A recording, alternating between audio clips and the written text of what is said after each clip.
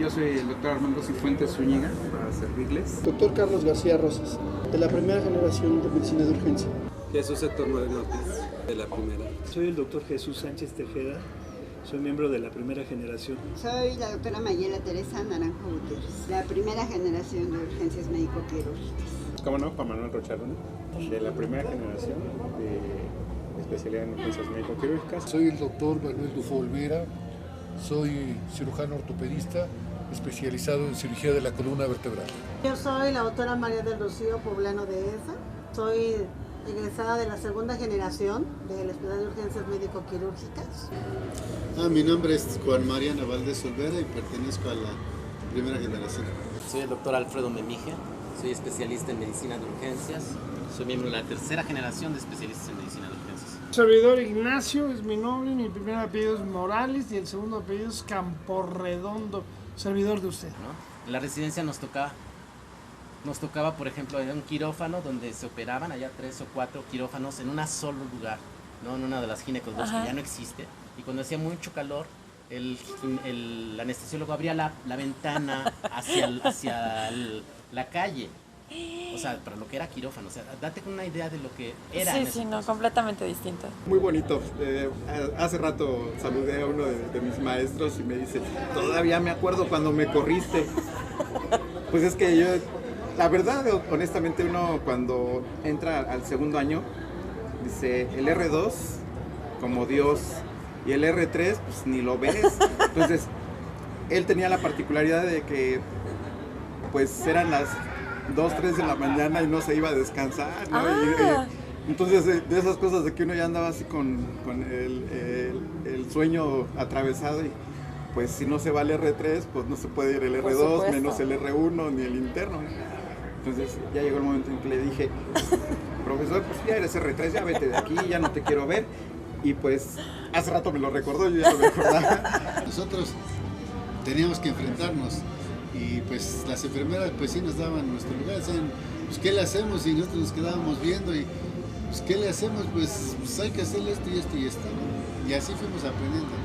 Realmente a veces cuando estamos en medicina y nos enseñan el aprendizaje basado en problemas, y vamos, pues yo creo no hay mejor ejemplo que esto, ¿no? Aprendizaje basado, pero pues ahí está el problema, resuélvelo. Claro. Y a veces nosotros pues nos comentamos, entonces, ¿qué le hacemos? A veces traemos un libro de urgencias bajo el brazo o un libro de pediatría y decimos, bueno, hay que ponerle, por ejemplo, una crisis asmática, ¿qué le ponemos? Pues ponle aminofilina, pero ¿a qué dosis?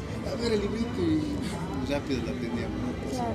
Desde que entramos, pues entramos a hospitales que en México son hospitales que les llaman de guerra porque entra mucho accidentado, mucho paciente gravemente enfermo y pues casi nosotros teníamos que tratarlos como residentes en hospitales de los servicios del gobierno, servicios médicos del gobierno del Distrito Federal, actualmente llamados departamentos del Distrito Federal. Son hospitales que funcionan casi prácticamente a base de becarios, es decir, residentes e internos. Entonces para mí era un reto a cada guardia enfrentarme a no sé qué iba a llegar, pero siempre eran pacientes graves y nosotros teníamos que atenderlos porque atrás de nosotros no había nadie más que nosotros. Claro, también con el auxilio de las enfermeras, pero realmente todo era un reto. Todo era la clínica y era así como que teníamos en ocasiones, valga el término, teníamos que voltear al paciente y buscarle por todos lados y pues al máximo, porque en ocasiones llegó a haber momentos en que ni siquiera rayos X teníamos. Claro. ¿Por qué? Porque pues la persona no llegó, no fue, incumplió, faltó, vacaciones, etcétera. Entonces, pues hasta nada más con palparlos, oírlos y bueno, pues revisarlos y hacer una buena exploración era lo que nos llevaba pues al diagnóstico. Y pues afortunadamente yo creo que errores médicos no los vimos, quizá a lo mejor o no los queríamos ver, pero delante de todo eso, pues uno cuando veía que el paciente salía recuperado de nosotros en urgencias, que se pasaba al quirófano, que se pasaba a una terapia o que se tenía que trasladar por X causa, porque ahí no existía el recurso para seguirlo manejando, y que se iba estable y que con una condición en la que si se le echaba todo el arsenal posterior, pues iba a irle muy bien al paciente, ¿no? Pero sí fueron muchos momentos así como que decíamos, ¿qué hacemos? Pues lo que sabemos. Y la pues clínica, me encantó eso. Eso es lo único. La realidad es que era lo único que teníamos a la mano. Digo, obviamente, pues cuando ya nos llegaba el de rayos X, pues ya cantábamos victoria. Me acuerdo mucho de mi primer colocación de catéter central. Fue perfecta. Fue perfecta precisamente por eso, porque me sabía así de memoria la técnica. Y la hice en una viejita que tenía más de 80 años. ¿Sí? Y obviamente pues, el grado de dificultad en ese tipo de pacientes es mayor. Pero me faltó una sola cosa. ¿Qué le faltó? Poner la anestesia. ¡Doctor! Entonces el piquete fue único, afortunadamente. Y bueno, eso me salvó porque el tribunal dije, qué pendejo, ¿sabes? No le puse anestesia. No le puse anestesia, pero afortunadamente salió bien y ya, pues, obviamente ya no se me volvió a olvidar nunca, ¿no? Claro. Entonces, desde ahí yo exigí, quizás a lo mejor los compañeros me recordaran que fui una persona muy exigente y yo les exigí a las otras generaciones que me dijeran las técnicas. Si no me las decían, no podían hacer nada. Al menos de mi parte. O sea, conmigo no iban a aprender ni yo les iba a decir así. Ellos me tenían que decir para que puedas la hacerlo. técnica para que lo puedan hacer. Y entonces sí, o sea, ya una vez que me decía que lo sabía, entonces sí, o sea, aplícate y sobre la marcha, entonces sí te orientas. Nosotros estábamos muy cerca del evento del terremoto del 85. Claro. Entonces, en ese entonces hubo colaboración de varios países para ayudar a México a superar el problemísima que fue el sismo. Algunos países como Francia, sobre todo, y Estados Unidos colaboraron con equipamiento y Francia con el programa de urgencias médicas. Pero vamos a hablar del equipamiento. Entonces ese equipamiento llegó a los hospitales que no sabían pues casi nada de urgencias.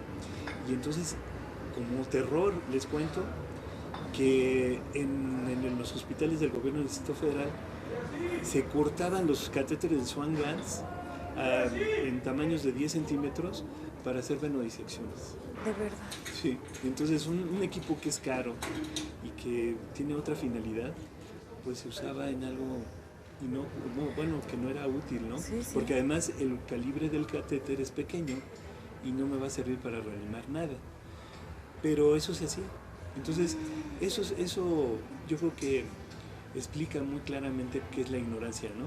Cuando hay ignorancia puedes dar indicaciones que pueden incluso ser perjudiciales para el paciente y un gasto de recurso inútil, ¿no?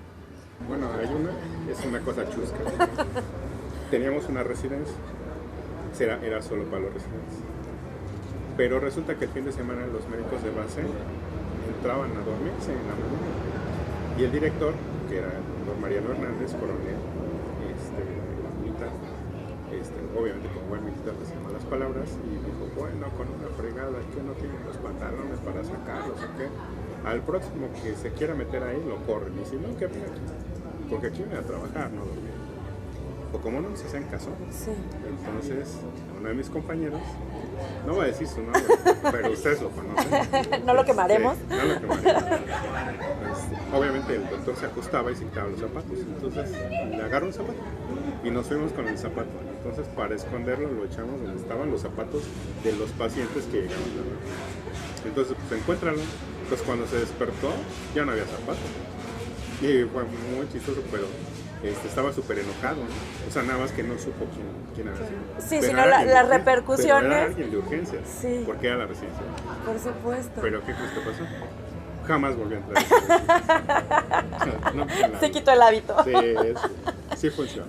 Bueno, es al menos. Y muchas otras cosas, pero bueno, eso es chistoso. Más que una anécdota, quisiera comentarte algo. Con mucha frecuencia yo tengo ya mi vida entera dedicada a esto y aún todavía alguien me pregunta, doctor, mi familiar tiene una lesión de la columna vertebral, ¿usted cree que se recupere, que no se recupere? No sé. Claro. sigo sin saber, porque la capacidad de recuperación depende de muchos factores que aún son desconocidos para nosotros. El grado de recuperación, el tejido nervioso, en fin, una serie de factores. Entonces, nosotros tenemos una premisa de atención en la unidad de atención de lesionados medulares. Al paciente hay que tratarlo como si se fuera a recuperar mañana. Evitar que se escare, evitar que se complique, evitar que se infecte, que tenga problemas ventilatorios, mantenerlo bien, por si se levanta.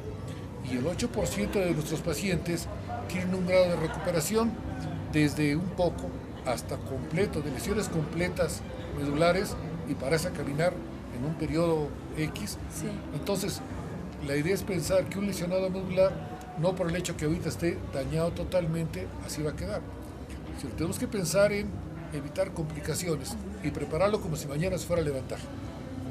Yo me acuerdo mucho que cuando estábamos en el Hospital General Balbuena, que es nuestro origen, ¿el origen? Que es donde está la cuna de la especialidad,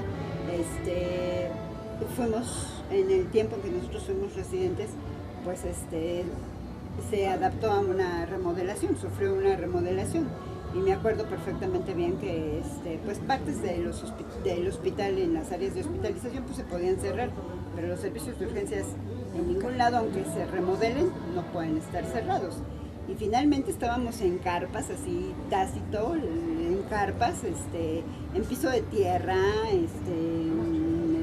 techos de lona. Ajá. Y así estábamos atendiendo. ¿Por qué? Porque no podíamos dejar atender a la población, ¿no? O sea, un hospital, aunque se remodele, no se puede cerrar. Sí, por supuesto. Totalmente. Entonces sí, nos las veíamos bastante conflictuados, pero sacábamos el trabajo adelante. Bueno, le voy a contar algo. Cuando empezaba la especialidad, tuvimos en una ocasión se internó una chica muy guapa, de llamar la atención, y venía con un intento de suicidio. Y en aquel entonces los conceptos de la muerte cerebral no estaban muy bien definidos, se empezaban a precisar. Y bueno, cuando lo examinamos, esta chica reunía casi todos los conceptos. Tiene muerte cerebral y hay que dejarla, ¿no? Entonces vamos a desconectarla al ventilador. Ese ventilador mecánico, el respirador que tenía. Y entonces llegando, oye, no, yo no voy a hacer esto. Mira qué guapa está, no puede ser. No, yo no creo que el que sigue, el turno que sigue. Y así nos la fuimos pasando de turno en turno, hasta que una vez uno dijo, oye, fíjate que se movió, ¿no? ¿Cómo se te movió a ti la neurona? ¿Cómo? ¿No? Pues sí, ¿eh? Y la chica salió caminando. ¿De verdad?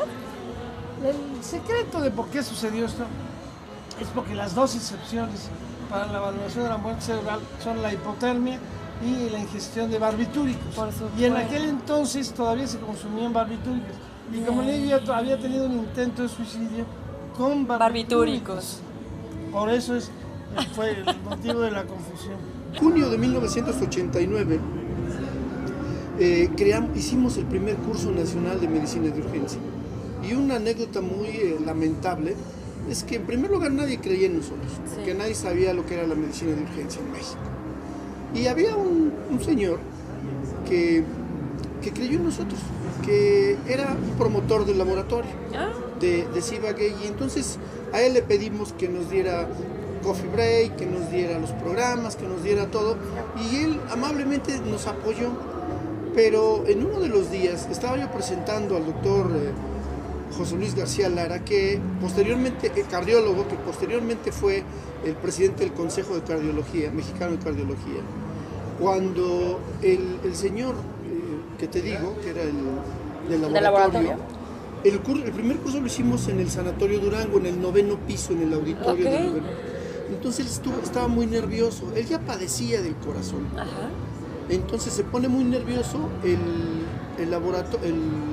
elevador estaba muy lleno y él se avienta por su cuenta a subirse 9 pisos, cuando ya padecía de una cardiopatía. Entonces, cuando yo estoy presentando al doctor García Lara para que presentara el tema de cardiopatía isquémica, por cierto, el señor atrás de repente se oye un golpe, ¡pau!, se cae, y uno de mis compañeros, Carlos Sánchez Gasca, estando atrás, me dice: ven, porque le pasó esto, vamos para ver lo que estaba, y el señor había presentado un paro cardíaco. Lo cargamos, lo bajamos, literalmente cargando por el elevador del 9º piso hasta la planta baja, a urgencias del Sanatorio Durango. Le hicimos reanimación, le pusimos un marcapaso, le hicimos cuantas cosas. De hecho, el cardiólogo, que era experto en esto, tenía todas las tablas más que nosotros. Nosotros acabábamos de salir recientemente de esto. Y bueno, finalmente le hicimos las maniobras por más de media hora y el señor lamentablemente falleció. Esa fue nuestra primera experiencia ante la vida real de las urgencias a las cuales nos íbamos a enfrentar. A mí me tocó ver uno de los primeros casos de SIDA en México. Y te puedo decir de los primeros. Nadie sabía qué era lo que tenía, la paciente estaba hospitalizada. Había ido a varios lugares y finalmente llegó al departamento del Distrito Federal. Uno de mis compañeros, que tenía un hermano que era internista, después de decir, bueno, ¿qué tiene esta paciente? No sabíamos qué tenía. Tenía lesiones por diferentes lados, infecciones, etc. No conformábamos un diagnóstico adecuado. Los grandes maestros no sabían qué era lo que tenía. Y uno de nuestros compañeros dijo, a lo mejor tiene SIDA, ¿no? Y desde saber qué era SIDA, cómo se hacía y todo lo demás, entonces una parte muy particular fue hacer el diagnóstico. No había manera de hacer un diagnóstico de VIH en ese entonces. Se tomó la muestra de sangre y se envió a lo que era el Instituto Nacional de Enfermedades Tropicales, porque no había manera de otra forma. Se va a México y conforme llega la prueba, de pronto llegan una cantidad de gentes inmensa para conocer uno de los primeros casos de VIH. Y te puedo decir que así como llegaron, cambió, o sea, en forma rápida muchos de los acontecimientos que pasaron. Y yo te puedo decir porque, pobre paciente, la verdad es que si lo vemos desde ese entonces, fue una paciente que así como llegó, así se deterioró, pero además uno le decía, por ejemplo, decía el adscrito, ya le pasaron visita al paciente del VIH, entonces le decía el adscrito le decía, el jefe de servicio le decía al adscrito le decía al R3, el R3 al R2, el R2 al R1, el R1 le decía al interno, el interno le decía al estudiante y entraba el paciente, entraba como si fuera al otro mundo, con escafandra, todo, entraba al cuarto. En el momento en el que entraba al cuarto le decía, señora, ¿cómo está? ¿Está bien? Y cerraba la puerta. Las enfermeras hicieron paro, la comida se empezó a apilar, no había manera de poder sacar las evacuaciones porque no existían ni protocolos ni manera para poderlo. Ni la información, tal vez, ¿no? Todo el mundo decía, ¿qué tal si en determinado momento supuestamente es a través de contacto sexual o a través de fluidos? ¿Qué tal si fuera por otra cosa? Claro. Y entonces incluso, así como falleció la paciente, que nadie se dio cuenta cuando falleció, por desgracia, todas las cosas se quemaron, todas las cosas se hicieron y demás. Yo te puedo decir que a partir de ahí, nosotros llegábamos a suturar a los pacientes con lo que quedaba de los hilos. Estaba la charola de hilos y entonces agarrabas el hilo que era para suturar. Y el más grande le podías utilizar. No había jeringas desechables como es ahorita, no había evidentemente todas las medidas de protección. La sangre se tomaba de la gente, de los porochitos que vendían su sangre para poder tener dinero, de eso se vendía y se transfundía. Cambió todo. Entonces tú me dices, a partir de eso, fue un cambio increíble en la manera como se transformó la atención del paciente en general, ¿no? En la general, porque finalmente todos los protocolos de seguridad para el médico, para la seguridad para la enfermera, para la seguridad misma fue un cambio notable. Y estás hablando de que no pasó, o sea, estamos hablando de 30 años que tiene la especialidad, estaremos hablando aproximadamente unos 25 años más o menos de que pasó eso.